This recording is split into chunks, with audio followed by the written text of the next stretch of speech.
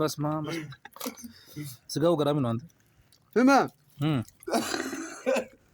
ብላ ይኸው እንጀራ 25 ብር ገብቶ ስጋውን ብቻ እየበላን ነው። አሁን ምን ይደረግ?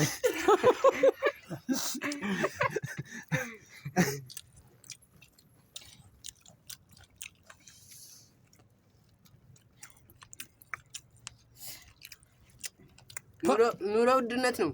የሚገርም ነው እንዴ! በጣም እንጂ እንዴት ሰራችሁ ግን? እንደዚህ የኑሮ ውድነት እንደዚህ ስጋ ያበላል። አየህ?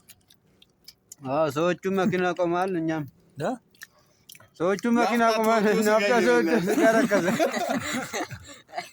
ናፍጣ ተወደ ስጋ ረከሰ። መኪናዎቹን አርደን እየበላን ነው። ላጉት ፊት ታስገባ እጃችሁ ብላችሁ አስገቡሽ። ሀበሻ እንደዚህ ነው የሚያምርበት። ምን አልክ? ሀበሻ አብሮ መብላት ይወዳል።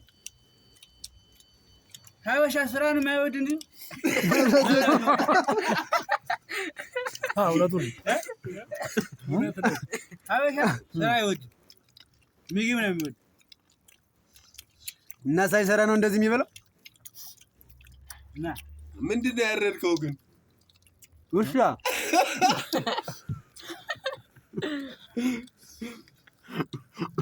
ስጋው በዛ ብዬ ነው።